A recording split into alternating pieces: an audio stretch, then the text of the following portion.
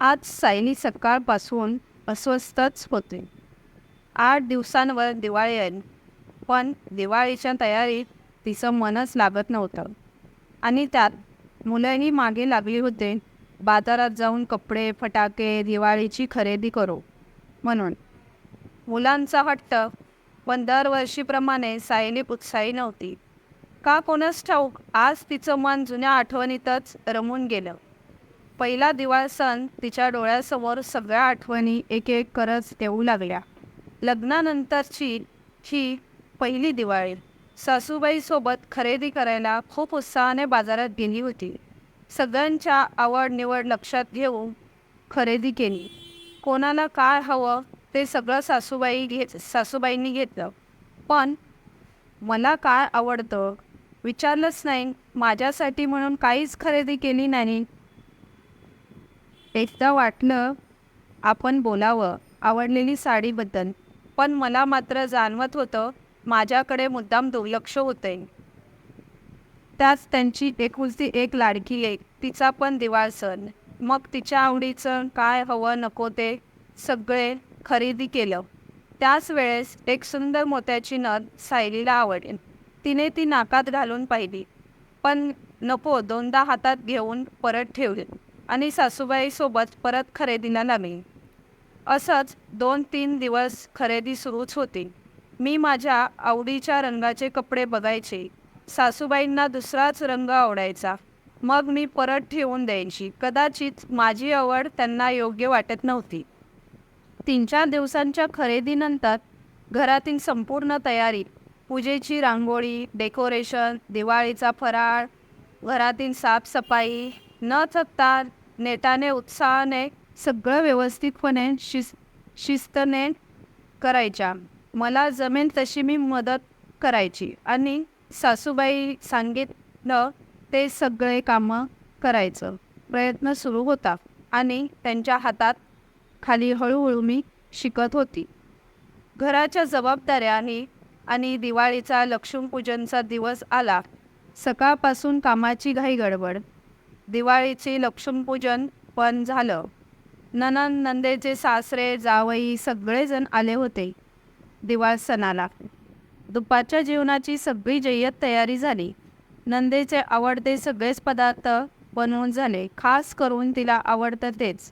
आणि सगळे जेवायला बसले. सासूबाईंनी माझं आणि अवीचं पान ही सोबतच वाढलं.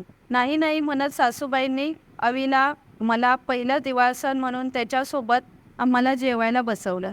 ताटाभोवती रांगोळी आणि सुगंधित उदबत्ती आणि वेगवेगळ्या पदार्थांचा सुवास मन कसं भरून गेलं होतं आणि आम्ही सगळे जेवायला बसलो. नंदेच्या पानात तिला आवडती म्हणून खास ओल्या नारळाच्या करंज्या घरी केलेल्या आणि सुरळीच्या वड्या वाढल्या. नंतर सासूबाईंनी माझंही पान वाढलं. माझ्या आवडीचे पदार्थ चिरोटे आणि पनीरची भाजी वाढली आणि हळूच मायेने माझ्या पाठीवरून हात फिरवत आरामात जेव. तुझ्या आई बनवते तशी नसेल जमली मला, पण तुझी आई ज्याप्रमाणे तुझ्याकरिता बनवते त्याच प्रेमाने भाजी बनवली आहे मी. आणि मला काहीच कळत नव्हतं सासूबाईंनी हे सगळं पदार्थ केव्हा बनवले. त्यांना कशी कळली माझी आवड. सगळ्यांचे जेवण आटोपले आणि हात धुवायला उठणार तेवढ्यात सासूबाईंनी हातात हळदी कुंकू घेऊन आल्या. नवीन कपड्यांना हळद कुंकू लावून मला नंदेला एका ताटात दिवाळीचा आहेर दिला. मी तो आहेर हातात घेतला. हातात धुवून सासूबाईंच्या पाया पडली. नंतर आहेर उघडून पाहिला आणि माझ्या डोळ्यात पाणीच आलं. दिवाळीचा खरेदी करताना मला आवडलेली पर्स आणि अजून काही गोष्टी होत्या. सोबत माझ्या आवडीचा रंगाची साडी आणि दुकानात आवडलेली मोत्याची नथ पण मला घेऊन दिली. पण मला मात्र काहीच कळू दिलं नाही. हा पत्ता लागू दिला नाही. किती सहजतेने सासूबाईंनी माझी आवड जपली आणि दरवर्षी मला त्या एक नवीन साडीत आठवणीने दिवाळीला आवर्जून घ्यायच्या. गेले 10 वर्ष त्यांनी दिलेली साडी माझ्या मनाचा ताजा होता. घरच्या लक्ष्मीचा मान होता आणि नात्यातलं प्रेम होतं. लक्ष्मी म्हणून कागदी नोटा, पंत्या, दागिने, झाडू, वही, पेन सगळ्यांची पूजन करायचं. निर्जीव आहेत माहीत असूनही मग घरच्या गृहलक्ष्मीचं पूजन का नाही करायचं. म्हणूनच दिवाळीला घरच्या लक्ष्मीचा मान तेवढ्याच मोठ्या अशा विचाराच्या त्या होत्या. त्यांच्या दृष्टीने लक्ष्मीपूजनचा अर्थ घरच्या स्त्रियांचा मान म्हणजे लक्ष्मीचा सन्मान असा होतो. आणि त्यांची ही परंपरा आणि विचार दिवाळी सणाचा अर्थ सांगतो. आणि सायली आठवणीतून बाहेर निघाली. आज तिच्या सासूबाई तिच्यासोबत नव्हत्या.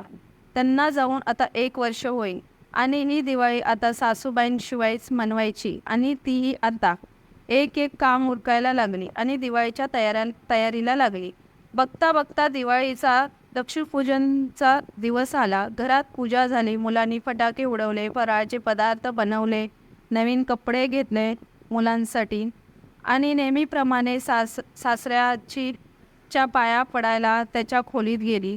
सासऱ्यांनी तिला आशीर्वाद दिला, दिवाळीच्या शुभेच्छा दिल्या आणि कपाटात ठेवलेली साडी तिच्या हातात दिलेली, तिला आवडती ती मिठाईनी तिच्या हातात ठेवली. सायलीच्या डोळ्यात पाणी आलं. तिचे अश्रू अनावर झाले. तुझी सासू नाही ज्या जगात, पण तिने मला सगळं शिकवलं. व्यवहार आणि घरच्या गृहलक्ष्मीचा मान कसा जपायचा आणि तिचा सन्मान कसा ठेवायचा. जिथे गृहलक्ष्मीचा आदर असतो तिथे लक्ष्मीचा वास असतो. तिची ही शिकवण आणि परंपरा आज मी जपतोय आणि तिचा ह्या घरातला आदर असाच कायम असावा. तिची परंपरा आहे ही तीच मी पूर्ण करतो. ती नसली तरी ह्या जगात तरी, पण तिच्या ह्या परंपरेने ती कायम आपल्या जवळच आहे आणि पुढे तुला ही परंपरा जपायची आहे. घरात आलेली नवीन सून तिला समजवून घ्यायचं आहे. तुझ्या सासूने तुला सून म्हणून कधी अंतर दिलं नाही आणि तू पण तिला सासू म्हणून कधी समजलंच नाही. मायलेकींचं हे नात्यांची परंपरा तुला पुढे सांभाळायची आहे. स्टोरी आवडल्यास लाईक करा, शेअर करा आणि सबस्क्राईब करा.